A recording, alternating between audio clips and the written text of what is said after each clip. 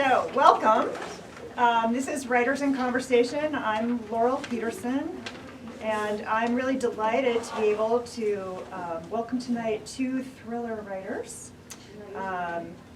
Deborah Goodrich Royce is the best-selling and award. Oh. It's over there. All right, let's try this again. I'm Laurel Peterson. This is Writers in Conversation. Welcome. I'm so glad you're here on this chilly night. I advertise this by saying, come after Valentine's Day and undo all that sticky, gooey, lovey stuff by having a little thrill and some murder, right? So here we are. Deborah Goodrich Royce is the best-selling and award-winning author of 3 psychological thrillers. Her latest, Reef Road, was called a truly absorbing mystery by a writer at the top of her game in a Kirkus-starred review. She began as an actress on All My Children and in movies before transitioning to the role of story editor at Miramax Films. With her husband, she has restored multiple hotels, theaters, and Main Street projects, including the Avon. Yes, and the Avon? there's the executive director of the Avon. Woohoo! It's a great theater in Stamford. If you haven't checked it out, you definitely should.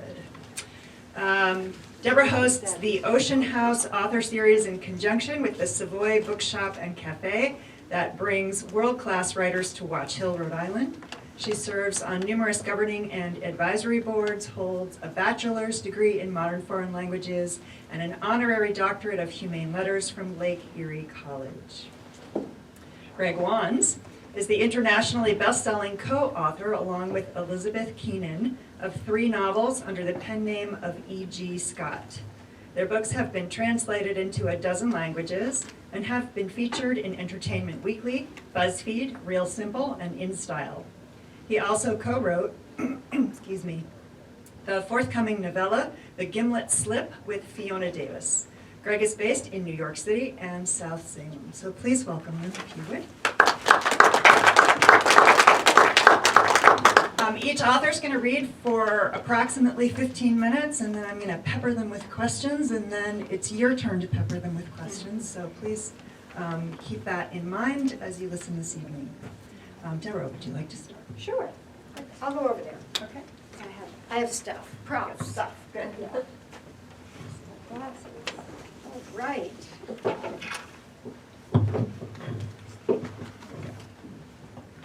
All right, I think I want to read the beginnings of 1, maybe 2, maybe 3 books. We'll see how I do on time. I always like to tell people, when I was an actress on All My Children, we had a director who would give us copious directions, and then he'd turn to walk away and turn back and say, as an aside, but if you can't do it good, do it fast. So I will try to adhere to that. I am going to read from Reef Road, which is my latest novel. Prologue, The Wife, Saturday, May 9th, 2020. 2 teenage boys burst onto the beach, skirting the do not enter tape through the sea grape bushes, surfboards tight under their arms. The sun beat straight down on them, casting no shadows as if they weren't even there. Despite the closure of the beaches, despite their mother's reminders to do their schoolwork while she went to the store, they could not help themselves. They were pretty sure the cops who patrolled occasionally would not see them either, because they never did. The police were only looking for cars illegally parked at the side of North Ocean Boulevard. This stretch of beach was grassy and hilly, and the water was impossible to see from the road. The fact that the boys were breaking all rules, their parents and the town's, made their outing all the more irresistible. The wind was high, the waves were breaking perfectly, and this was Reef Road, famous to surfers around the world. At least that's what the boys had been told. They'd been surfing here for years now, practically since they could walk.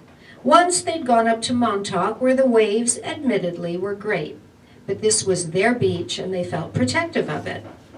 They hefted their boards and walked as fast as they could over the frying pan of sand. In their hurry, they did not notice at first the shrieking circle of seagulls down near the edge of the surf.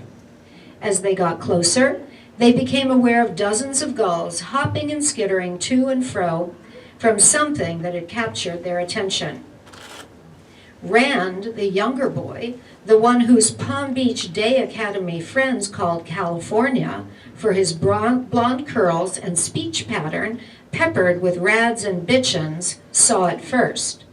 Bro, he stopped moving, ignoring the burning sand on the soft tissues of his arches. What the fuck is that?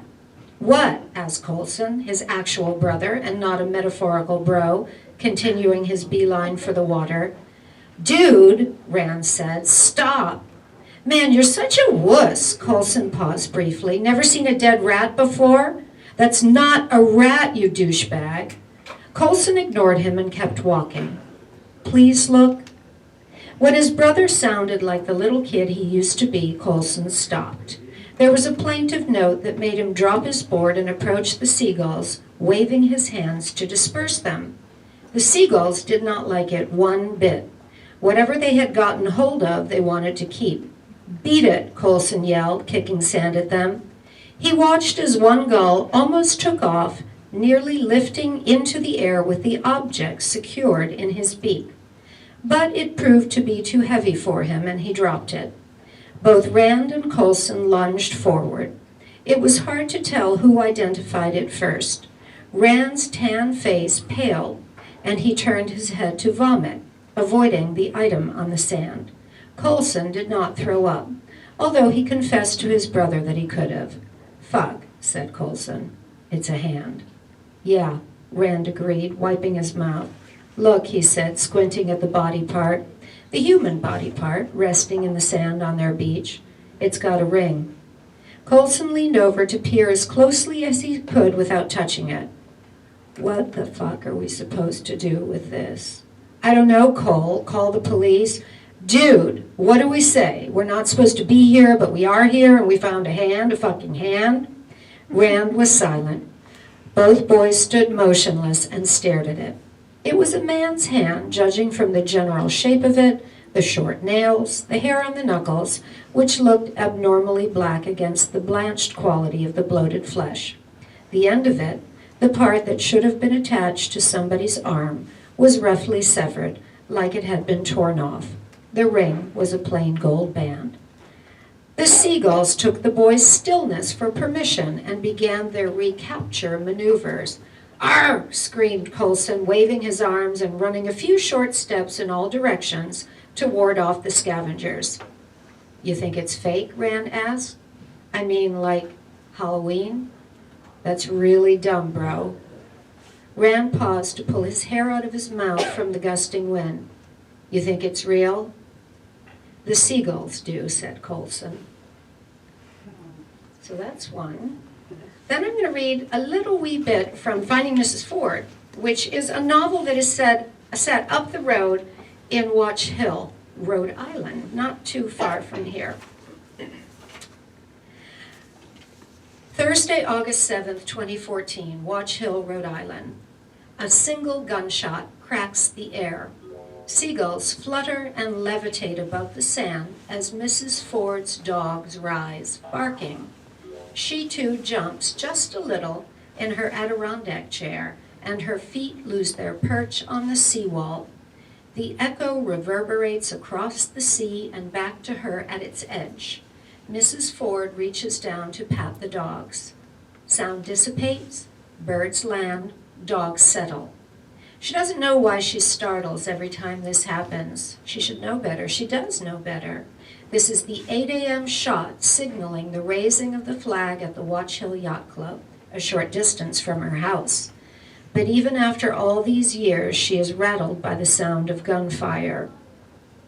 I'll stop there.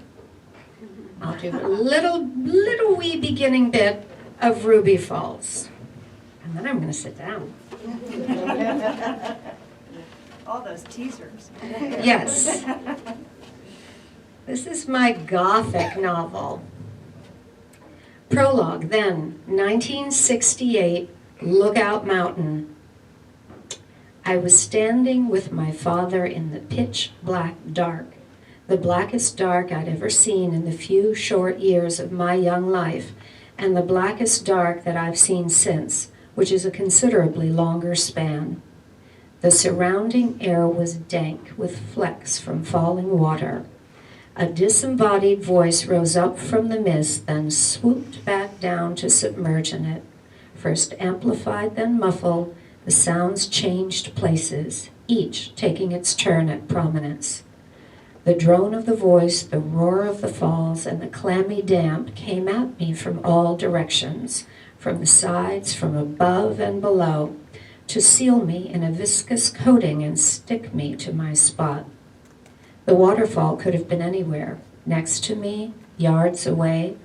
I dared not move a muscle. The woman's words transfixed me with a tale of scuba divers, fearless swimmers who over the years had plumbed the depths of a fathomless pool. In wetsuits and tanks, in masks and flippers, down they had plunged into icy water in an effort to find its bottom. No search had been successful. The roiling cascade dropped into a lake that continued, it seemed, to the center of the earth, to China, to horrible depths my imagination was fully engaged in conjuring. Cold drops of perspiration ran down my face, my arms, and the back of my neck. I was concentrating hard, trying to locate the source of her voice, trying to pinpoint the crash of the falls, trying not to move and tumble in, and trying most heartily not to be afraid, when my father let go of my hand. That was it, really. That was all he did. He loosened his hand from my grip, and he disappeared, never to be seen again, while the tour guide never stopped talking. July the 12th, 1968, the last day I saw my father. I'll stop there. All right, thank you.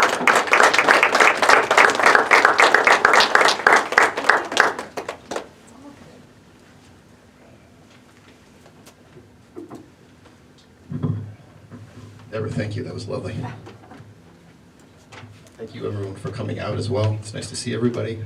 I'm going to read selections from two pieces as well. I'm going to take Laurel's directive very literally and dive directly into the murder on this one. This is from our third book, The Rule of Three. And it is partway into chapter one. It's the detectives who are covering the murder scene. So this is the beginning of the investigation. Let's see what we can see. Silvestri snaps on a pair of nitrile gloves as we survey the room. The wall to our left appears to be a shrine of sorts to Barnes' hunting habit. A bolt-action rifle with a scope affixed to it sits on a display rack, surrounded by a series of photographs depicting Terry and his hunting buddies in camo outfits and flanked by big game carcasses.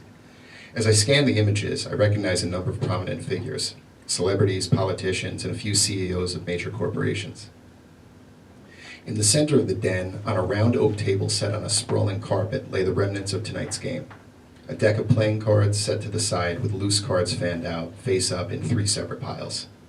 Next to each pile sits an empty crystal tumbler rung around the inside with the golden residue of the half-empty bottle of 20-year-old Pappy Van Winkle that stands next to the deck of cards.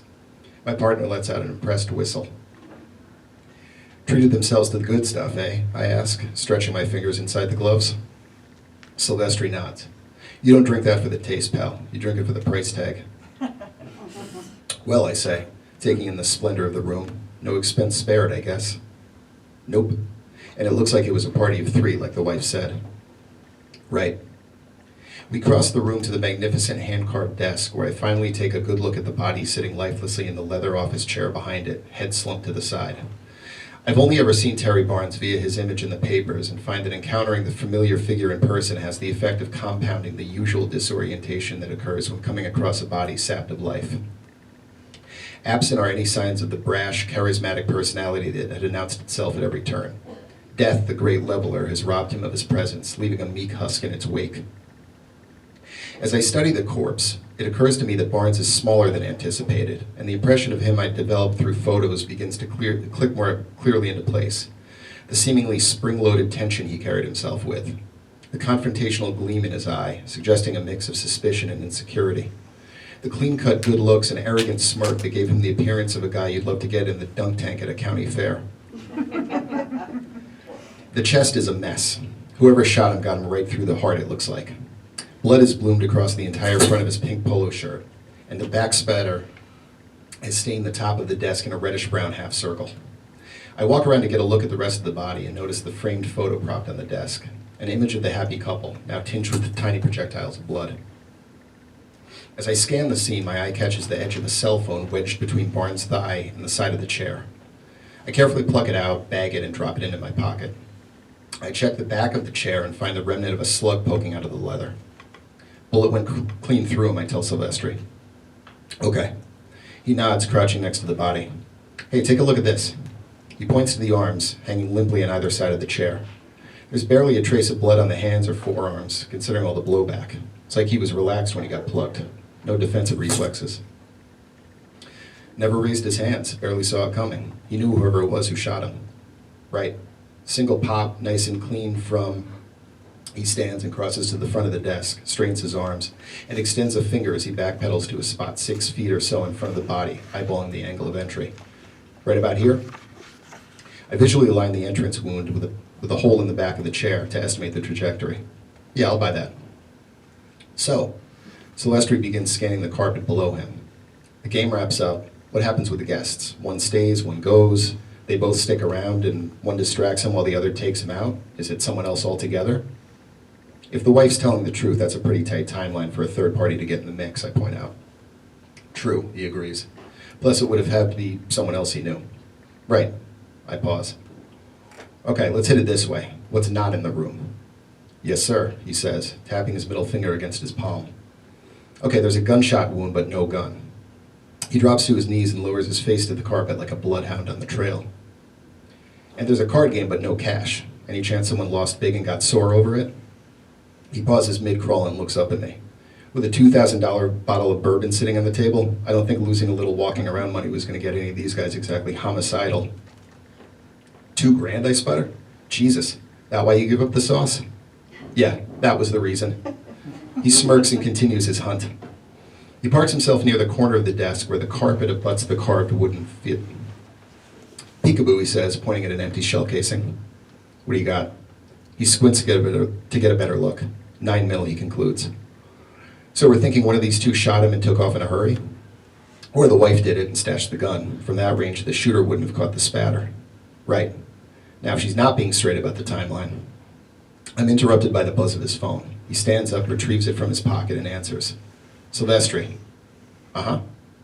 Yeah, we're still in Kingsland. He cocks a brow and glances in my direction, a look of curiosity spreading across his face. Wait, 22 Bayberry Lane? He stretches each syllable to make sure I catch it, and I retrieve the pad, check the address against my notes, and nod to my partner, who speaks back into the phone. You don't say. Right. Okay, thanks. He ends the call and pockets the cell. What was that, I ask. Well now, he tilts his head. Looks like we may have just confirmed ourselves a suspect.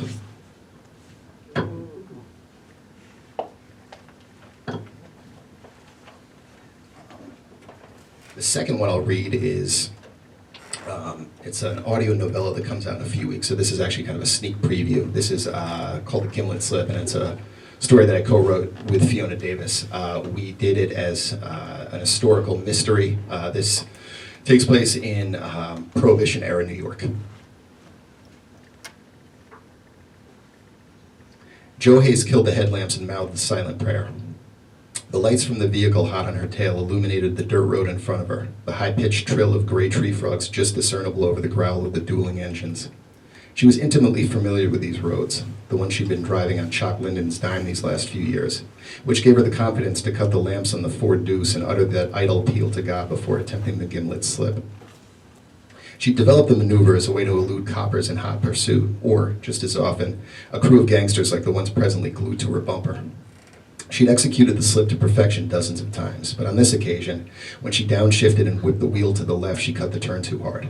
The back end of the Ford swung wide, the tires jittering anxiously across the stretch of dirt.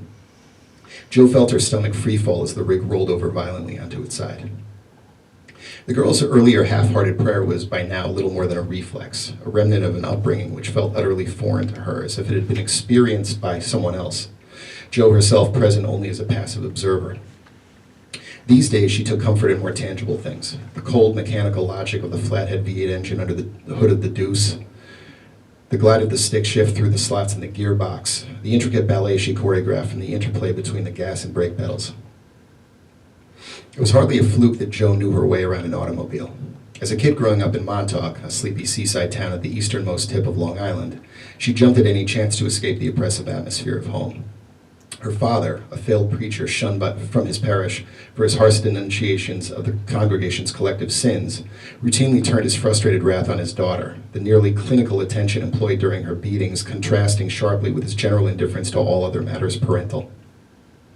As the blows rained down, Jo's mother, a meek sparrow of a woman, prayed quietly in the corner for her daughter's soul.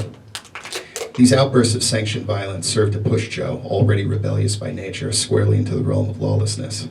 There wasn't a pie cooling on a windowsill or a blouse drying on a clothesline that Jo wouldn't pinch for the sport of it. Escape arrived in the form of a garage owned by a down-the-street neighbor of Jo's parents. Mr. Guerin, a mechanic by trade, had an automotive business in town and used the space built off his home to pursue hobby and restoration projects. One day, as the bored teen kicked rocks along the pavement past the open garage, she spied him inside, whistling a tune as he leaned into the gaping maw of an open car hood. Intrigued, she edged closer to the lip of the driveway and watched as he swapped out the assortment of tools set on a folded towel atop the fender panel in a fluid rhythm, working away amongst the guts of the automobile like a doctor operating on a patient. Sensing her presence, he straightened up, offered a welcoming smile, and waved her over. Mr. Guerin handed Jo a grip of tools and set about explaining the function of each one. She found that she picked up the logic quickly and fed off the passion the mechanic exhibited, an enthusiasm blessedly not rooted in any evangelical fervor, unlike her home life. The pair fell into a routine, an unspoken mentorship of sorts, where Jo stopped by the garage and Mr. Guerin ran her through the basics, identifying the various parts of an engine, performing oil changes, and replacing spark plugs. A few weeks in, with Jo becoming increasingly sure-handed under the hood, Mr. Guerin took her out for a drive and taught her how to navigate a transmission. Not long after, he seated the driver's seat and gave his young charge a chance to shine. And shine she did. While the vibration of the chassis unsettled Jo at first, it wasn't long before she fell under the spell of the engine's husky growl. Finally, a beast she could control. Jo's preternatural skill behind the wheel, coupled with the utter fearlessness found exclusively in the very young or the exceedingly foolish, made her a pure driver. She spent the next couple of months refining her technique on the back roads of Montauk, in Mr. Guerin's Pontiac during the afternoon hours, and in her parents' Buick Roadster late at night after they turned in for bed. Later that summer, just days shy of her 16th birthday, Jo's parents had awoken in the middle of the night to discover neither their car nor their daughter where they'd left them. The next day, as Jo iced her bruises, she overheard a whispered conversation between her parents. At wit's end and bereft of ideas about how to corral their headstrong, blasphemous daughter, her mom let us slip a secret. Something the couple had been harboring from Jo all these years, a secret that compelled her to finally leave behind the stifling confines of home under the cover of night and head out into the world to fend for herself. Determined to make it on her own, Jo found a room to let in a small house outside of town and managed to parlay her recently acquired skill sets into a job transporting product for Chuck Linden, a local bootlegger and associate of Mr. Guerin's who enjoyed a direct line to Long Island's foremost supplier, Captain Jack O'Brien. While many of the existing booze rackets opted to peddle homemade rot-gut hooch or to water down the good stuff to stretch their profit margins, O'Brien sold real-deal premium liquor, procured from a pair of French-owned islands off the coast of Newfoundland, from his schooner along Rum Row, situated a dozen miles off the coast just outside of U.S. jurisdiction. Jo took to the work right off. Having spent all her life exploring the various pockets of this town, she knew every road, every dirt trail, every switchback and side street as one might know the landscape of a lover's body, by feel, by intuition. She was closely acquainted with the roads that swung up from Gin Beach and Oyster Pond, where the flotillas returning from the trafficking ships that made up Rum Row unloaded their bounty back on shore. The roads that carved through the undulating hills and cut between the clusters of low-slung fishing shacks. The road that led to the Island Club on Star Island, where the terms of prohibition were gleefully ignored by those members of law enforcement on the take, and where famous writers and Hollywood actors might clink glasses with gangsters and politicians in the same evening at the same table. Yes, Jo knew these roads, And she'd be damned if she'd met her equal behind the wheel of a car. And yet now she'd botched the turn, rolled the deuce, and made a spectacular mess of things. In a daze, she groped for the door handle above her and managed to push the door open and pull herself up just in time for a pair of hands to grab her under the armpits, lift her the rest of the way out, and plop her onto the dirt beside the upturned car.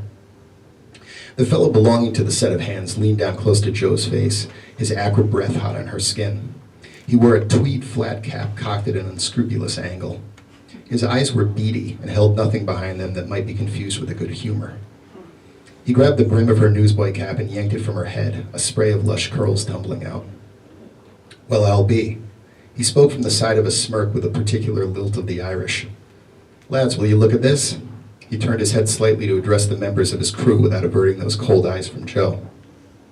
I didn't know if the tales were true, but it looks like old Chalk really does have a twist doing his driving for him. Driving's finesse work, she said, as if the sentiment should be obvious to all. Don't you know that's a lady's domain? He let out a hollow laugh as he patted the undercarriage of the Ford. You're not tight yourself, are you, kid? Not dipping into your boss's stash now. He over-exaggerated a disappointed shake of the head. Word is you can handle yourself behind the wheel. Yeah, she retorted. I've heard that same rumor. Then how do you account for this bit of mishap, little lady? She met his gaze with a hard look of her own. I caught sight of your ugly mugs in the mirror and my composure went clear out the window. His smirk wriggled free of its civility and became a full-blown sneer. You got a mouth on you, huh? He sniffed. I'd normally not be inclined to put hands on a woman, but keep up the lip and you might make me forget my manners. Piss off, she said, and caught a quick backhand for the effort. Joe held his stare defiantly as she ran her tongue over her teeth, tasted the cold metallic tang of blood, and spit a glob of it onto his ruddy cheek. A storm passed behind his gaze as he wiped the saliva from his face and studied his damp palm. He wheeled back in a flash and smacked Joe with a stiff open hand, the blunt force causing her teeth to click and eyes to water. That one felt like home. He brought his lips so close to her ear that his breath tickled the lobe. Don't make me close the hand, love, he purred in a tone that bordered on the sensual, a vein of glee snaking its way through his voice. Joe took a moment to weigh the situation. It'd do little good to give this animal an excuse to play mix and match with her molars, and so she fought back every last natural instinct and managed to hold her tongue. He cracked a demented grin and winked at the young woman. You've got some spirit there, I'll give you that. He straightened up, turned to the rest of his guys, and let out a sharp whistle that sliced through the breeze. The men approached and got to work turning the deuce upright. They wasted no time, retrieving the cases of liquor stashed behind the driver's seat and stacked in the recessed space where the floorboards had been removed. The crates were packed in tightly enough that little seemed to have shifted in the roll, and Joe suspected that this gang would be banking off with a haul of mostly intact bottles. When the crew had finished stripping the contents of the Ford and loading up their own vehicle, the fellow doing all the talking leaned down toward Joe, pinched the brim of his cap, and offered her a half-hearted bow. Tough break of it tonight, but please do give your boss our very best, won't you? The cracked grin returned to the Irishman's face before he straightened up and made for the booze-stocked car. With a whoop, the crew pulled off and chugged along down the road, leaving Joe in their wake. She found herself now alone on the dark, desolate back roads of Montauk in something of a bind. Jock Linden was notorious for exercising a decidedly inflexible you-break-it-you-buy-it policy when it came to his drivers. With this load of booze pilfered, she'd be into her boss for more scratch than she could hope to cough up and quite likely out of a job. Jo Hayes sat in the dirt with little more than her wits to her name, nursing a split lip and considering her next move. Thank you.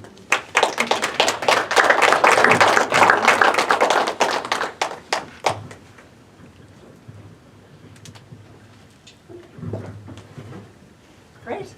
Thank you both so much. Those definitely wet our whistle, right? And just to point out, there are books in the back there, so if they've hooked you enough, they are selling their work tonight. So you can pick one up on your way out. Excuse me.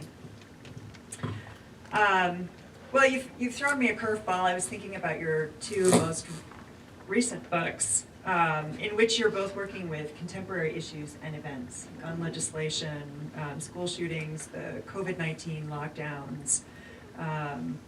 And so my first question was, what compels you to use a particular issue? What draws you to it, and how does it help you shape the narrative? Don't care. Well, I'll talk about Reef Road, because Reef Road is set in the pandemic lockdown of 2020. And, you know, for a couple of reasons. One, that was when I was writing it, and it's sort of a maxim that goes around that if you just write a little bit of what's going on every day, you're writing history. And so when you go back and look at something that you wrote as it was unfolding, it is a little bit surprising. You know, there are things you forget. There's a moment in the book where one of the characters flips on the TV, and there's a giant ship coming into New York Harbor behind the Statue of Liberty, and the side of it says Comfort. It was meant to be a floating hospital, and I had forgotten about that. The other thing I would say, for me with Reef Road, I think setting a thriller in a period of constraint is extremely helpful to what you're trying to achieve for your characters. I mean, if you think about, if you pick up a novel that's set in 1944 Paris, you are going to know from the get-go certain limitations that exist for your characters. The same with Spring of 2020. One of the characters in Reef Road is an American woman married to an Argentine husband. And he and their children, his name is Miguel Alonso. I love saying his name. One of my best friends is from Argentina. So I had to make sure, is Alonso a name they really would use in Argentina? She said, yes, it's an Argentine name. He disappears about 3 weeks into the COVID lockdown, and the police find the car in the long-term parking lot at Miami International Airport, and they find security camera footage of Miguel and the two little children in their face masks getting on a plane for Buenos Aires. She can't follow. That's a good thing, because I don't want her to follow. I want her stuck in Florida. So I think for that reason, the book is not about COVID. You're not going to sit down and be immersed in every single aspect of COVID, but it puts puts the characters in a box that they need to be in. In our case, so I write with my friend Elizabeth Keenan. We write together as E.G. Scott. And where we usually come up with plots for the books is we will be discussing whatever it is kind of happening in the news, what we're reading, what we're reacting to, and usually out of those conversations comes the seed, or sometimes really, you know, the main theme of what the book ends up being about. Our first book dives into the opioid crisis, which we wrote the book in 2018, 2019, when that was really kind of hitting the national stage in a way it hadn't before. The second book, we do a bit about sort of a lot of the dangers of online personalities and how that can be manipulated in kind of nefarious ways. The third book that I read from, we actually were driving to a book event in Maine, and we had hours and hours in the car, and so we had plenty of time to talk things through, and the news had just broken, I think the day before, about Jeffrey Epstein being found in the jail cell. And so we started talking through all of that, and then it turned into, these people of means who have access to all of these things and these networks and these very, very powerful people, how far that can go off the rails and how much can be suppressed and covered up. And that turned into what ended up being the Rule of Three, which is set in this sort of an invite-only private enclave for sort of formerly famous and now notorious and canceled people. And we started digging into, when you have these kinds of networks of well-connected, powerful people, all of these people have, a lot to lose. And then we started going through that and trying to figure out, okay, what can we, how can we delve into all of those various things? So it's usually it's usually something topical, and then we'll figure out the kind of, how we want to explore that in particular ways. Great. Why don't you keep the mic? You work with a writing partner. Yes. Can you talk a little bit about what that's like? I think you have to have the right partner, obviously. So Liz and I have known each other since freshman year of college. I think we met the first week of freshman year. We've known each other for over 2 decades, and we have a shorthand. We became friends because we read a lot of the same stuff. We grew up. We have sort of a shorthand because I think we understood how the other grew up in terms of our family dynamics and all that. So we have that already built in, and I think that that helps a little bit. Also, I think, have a real respect, not only an affection for each other as people, but an admiration and respect for one another as writers. We've been in writers groups together. We're early readers and editors of one another's work. And that helps too, because I think you can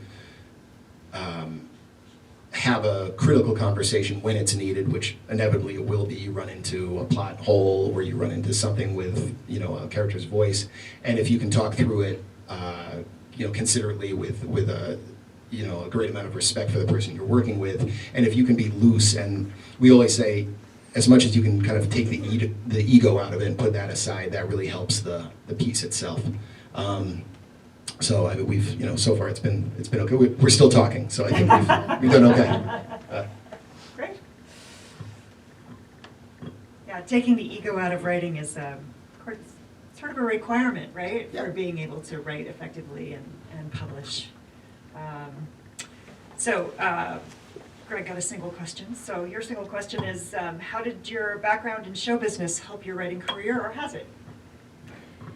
Well, I think it has. I think, the basis of acting, really, the sort of modern method of acting is that you use pieces of yourself to create the character you're playing. If you odds are you haven't murdered somebody. But if you are playing a murderer, I think what you would do as an actor is you would think about any of the feelings that might catapult your character to do something like that. So you go through the little fan deck of human emotions, jealousy, greed, et cetera, et cetera. And I think as you're writing, you're really doing that with every character. Maybe if you're writing a sociopath, you might not do that, and maybe that character you'd keep at a bit of a distance and keep the character more opaque. But in general, I think, and I haven't written a character like that, in general, I think you want to find something that resonates for you as a writer in each and every one of your characters. Maybe not every characteristic. Hello, how are you? Nice to see you. But something that it's just a hook into that character. I mean, even if it's just the character likes her dog, and that's just it. But it's something, and that becomes her humanity. Even in a thriller, I think it's important. Great, thank you. I'm interested, you, in these 2 books, are both writing about damaged families, in particular families that have been impacted by violence. Can you talk a little bit about where the impulse for that came from? So Reef Road really takes its inspiration, if you will, from a true crime. My mother's best friend was murdered when my mother was 12 in 1948. It was a really gruesome murder at home. She was stabbed 36 times. It was a Friday night in December. The parents were out. And it's an unsolved crime to this day, 75 years later. And what I saw firsthand was the effect it had on my mother. My mother right now is dealing with some medical issues. She had some heart issues, but interestingly, each nurse that I talk to who's dealing with my mother now says, your mom has some anxiety. I'm like, yeah, I know. I really know that. So I believe in generational trauma. I believe in something called epigenetics. My husband would say, oh, that's hogwash, but epigenetics, the idea, are any of you familiar with epigenetics? So the idea is that we are affected by trauma of the past. It might be trauma we know about. It might actually even be trauma we don't know specifically about. There are larger, sweeping cultural traumas, enslavement, the Holocaust. Those are two examples of things that burdens we might carry going forward. And I think in my family, it's a pretty typical thing. And I've thought a lot about, so what happens to a person like my mother, who at age 12 has this awful crime occur in such close proximity? And I think one of the main things that happens is it changes what you believe to be possible in this life. We like to think of a 12-year-old as being a very innocent human being. But a 12-year-old who has this happen to her friend, it's just different. So I think, by extension, I've always had a different understanding of what is possible. I'll use my husband, before I close, as an example. He's a statistical thinker. You know, well, what are the odds? What are the odds that that would happen? And I'll give you a strange example. So my mother's best friend, Carol, was savagely attacked and murdered at home when my mother was 12.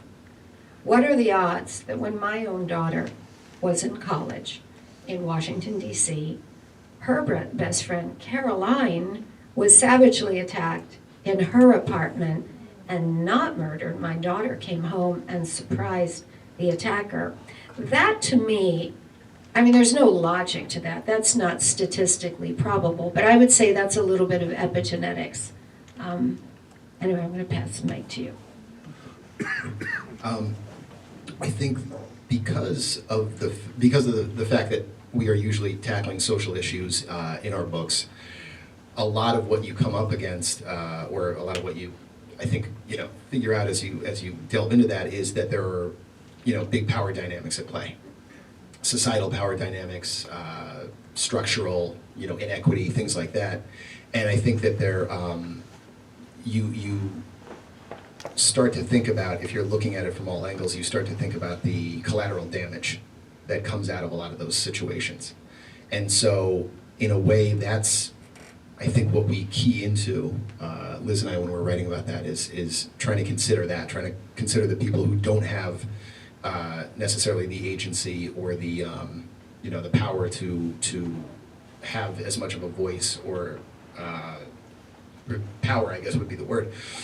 So the collateral damage that comes out of that, and there's a little bit in our last book, The Rule of Three, which I read from, is there's a little bit of wish fulfillment. I won't say any more than that because I don't want to spoil the fun, but there was something almost cathartic about leaning into that. There's something you can do on the page where you can, in a small way, write something that you feel is potentially a wrong or unfair or what have you. And so that becomes a little bit of a catharsis in terms of the writing process.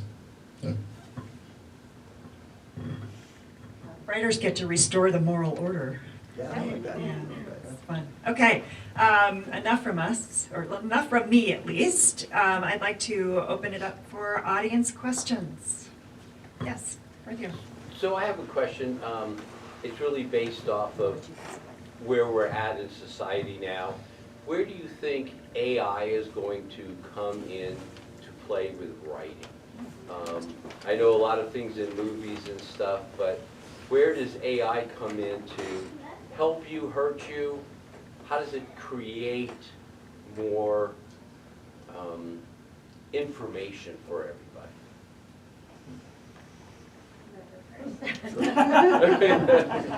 I'll share this because I came across this a few weeks ago and it was really interesting. They were talking about where AI is now. They're referring to it as pre-Freudian, right? So AI can essentially have a database of, all of the literature that's been written, right? And it can figure out a way to kind of, at where it's at now in terms of the development, it can figure out a way to kind of replicate that in a way.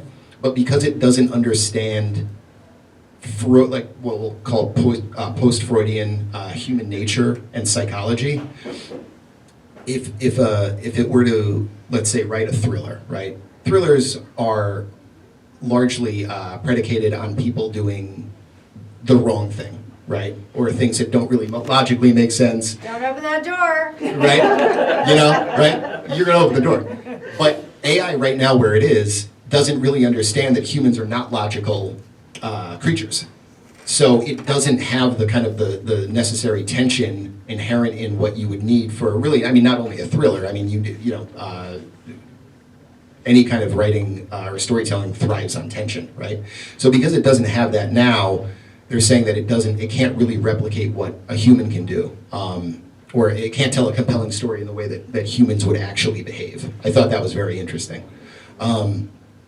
And then I think the other thing, I mean, I know for myself, like as a reader, I really read for style, and it's not, you're not going to see. I don't know if this will change at some point as it becomes, smarter, let's say, but I don't know that can really replicate, or it can have a style, as opposed to simply replicating patterns of other styles. So I don't know. It's fascinating. What do you think? I think that's a pretty complete answer. I don't know. I mean, I don't think we're going to put that genie back in the bottle, but I don't know how we're going to cope with it. I mean, one thing I heard about as a classroom idea is, maybe teachers are going to go back to bringing out the little blue composition book, and now it's time to write your essay right here, right now.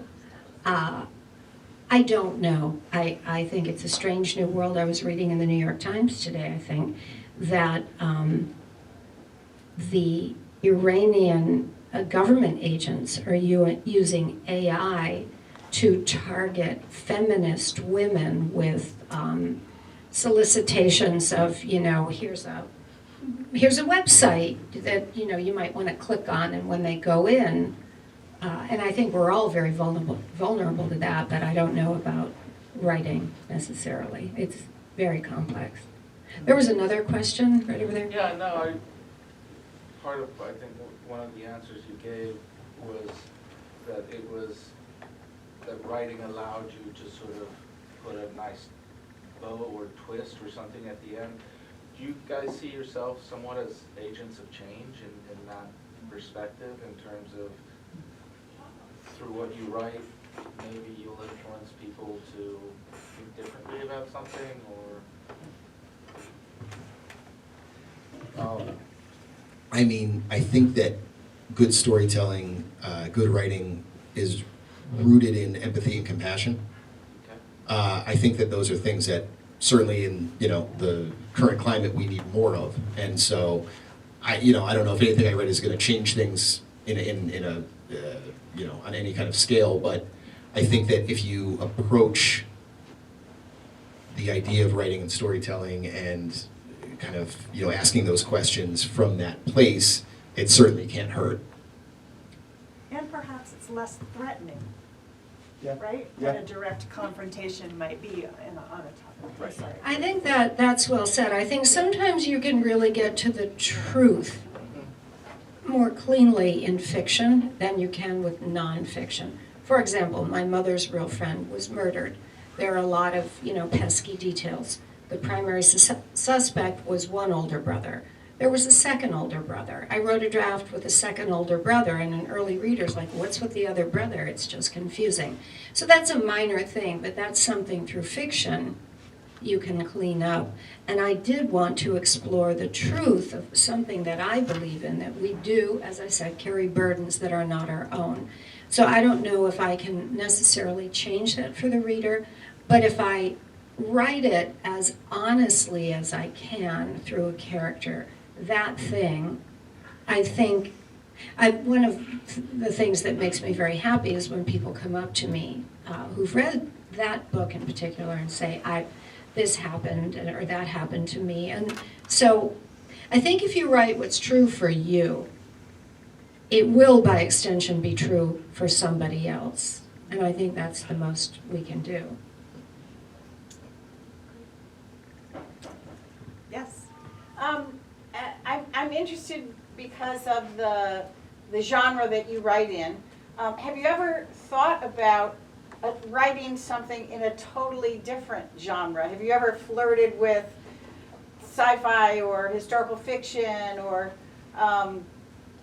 Poetry. poetry, romance?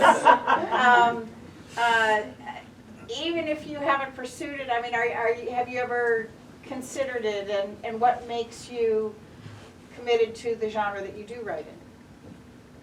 I'll go first. So I've written a screenplay that I actually got a grant for that sort of floats around here and there. And it's a comedy. It's a very dark comedy. It's about a woman who believes she has a perfect marriage, perfect husband, perfect house, perfect children, perfect dog. And a little crack of jealousy enters. I describe it as Othello meets Bridesmaids. And she starts to suspect her husband is having an affair. And she, in her perfectionism, can't take it. She just can't take it. And as she's coming unglued, she decides she doesn't want to be, this throwaway reject, has been cast off. She'll kill him. And her process for trying to kill him becomes increasingly absurd. And, that's the comedy. And, God, you throw things in the air if a screenplay ever gets made, but I think thrillers are also funny. So I like things that are funny. So I've written that. The Gimlet Slip, which was the second piece I read from, I have a co-writer on that who's not my other co-writer, who writes Fiona Davis, who writes historical fiction quite well. And so this was the first time I was writing in, it still has a mystery component, but the first time I was writing in an historical fiction vein. And I have to say, it was a lot of fun because you get to, the language you use is a little different. I have an incredible amount of respect for people who do it for a living because the research is heavy.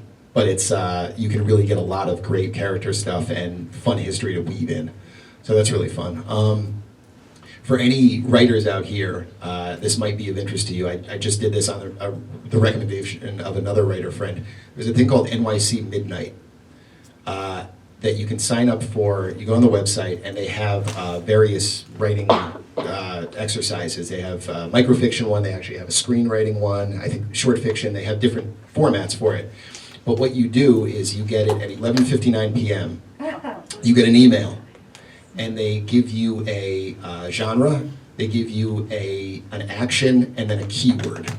And you have to riff on it. You get 48 hours to do it. So you have to do a whole project where you basically it's a writing prompt, but you're assigned genre, action, keyword. So you really have to go outside of the box of whatever your thing normally is, and it's a great writing exercise. So yeah, it's really fun too. I always, when people ask about writing, one of the things I always say to people is read as much as you can get your hands on, read. And I also usually will recommend to people, even let's say you're an historical fiction writer, read thrillers, read poetry, read other things, because you'll catch. It's sort of like it expands the palette, I think, right? There are things that you'll get, parts of your skill set that are done really well in genres outside of your own genre. So it just kind of completes you as a writer. It kind of fills out a lot of your range. Yeah. Great. Other questions? Last one. This is sort of another craft type question, I guess. But both of you have, at least based on what I've heard, have different kinds of settings in which you place things. Your settings seem to be a tightly contained room, the inside of a car or a garage, things like that. You have the seagulls, the ocean, the kind of wind flowing through. I'm curious how, as a thriller writer, you use setting to contribute to anticipation, tension.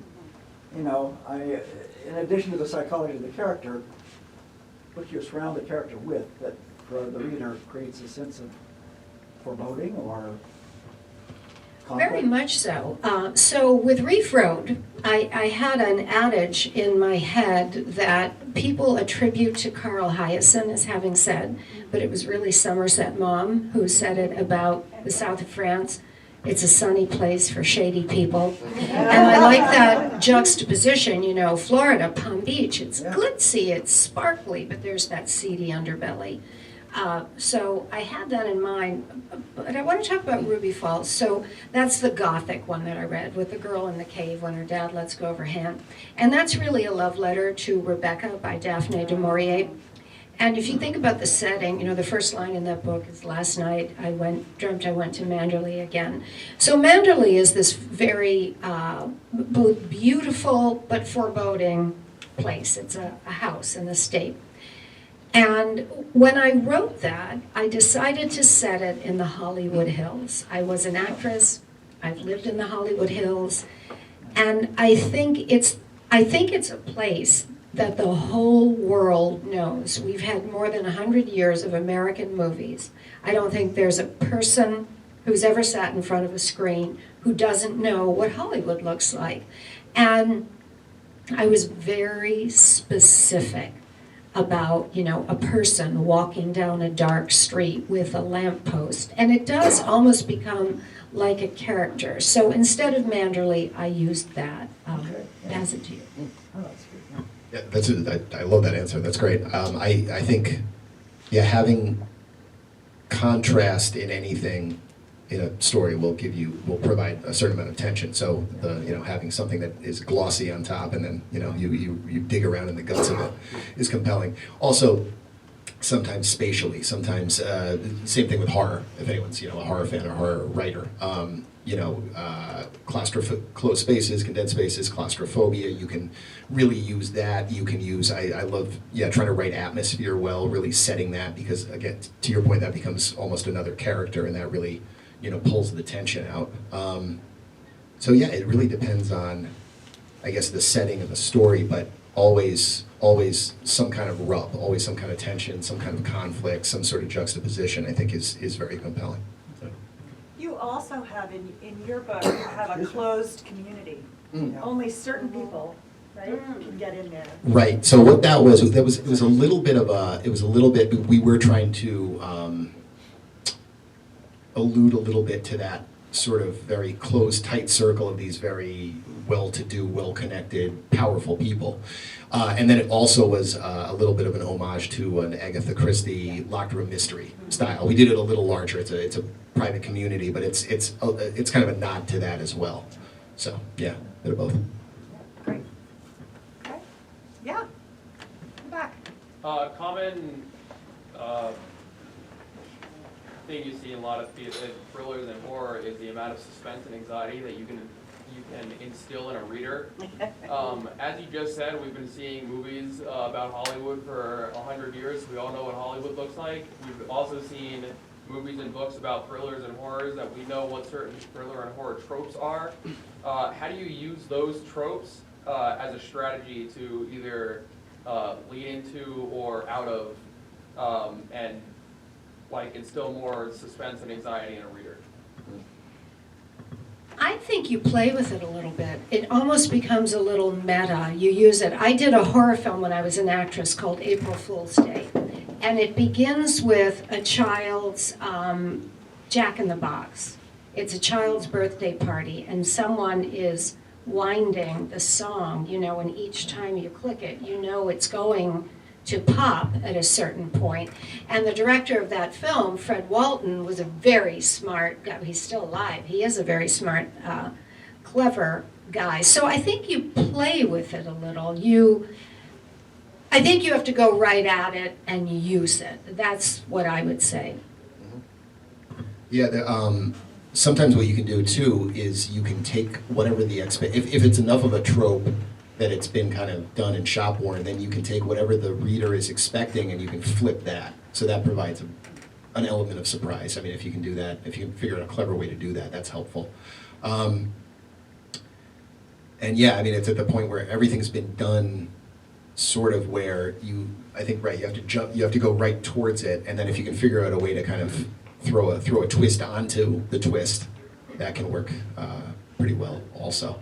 There's a Hitchcock quote that he said that there's no terror in the bang, only the anticipation of it, which I think is a great, that's a great kind of template for ramping up tension that way. Yeah. I will say one more thing. An editor told me on Ruby Falls, because again, it's a love letter to Rebecca, but it takes a huge twist.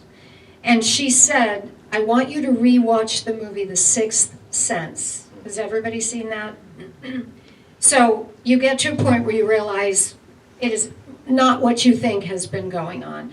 But what the director does at that moment is he does a very quick series of flashbacks to every single scene you've seen where you thought one thing was going on and something completely different is going on.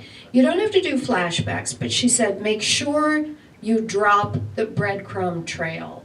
Your reader doesn't need to see the twist coming, and they probably won't.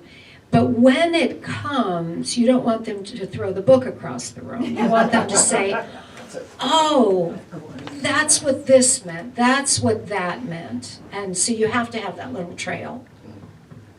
I can just add something very quickly. It echoes what you're saying, but I remember in the second book we were working on, we were running into some brick walls and had to redo stuff. And I remember our agent saying the trick with a thriller is it's a puzzle, and you have to make sure that the reader has all the pieces up front. You can't leave a piece off the table and just throw it in at the last minute. So that's always stuck with me. I think that's a good a good general rule as well. Great. Any other questions? All right, well, thank you very much. We really appreciate your being here.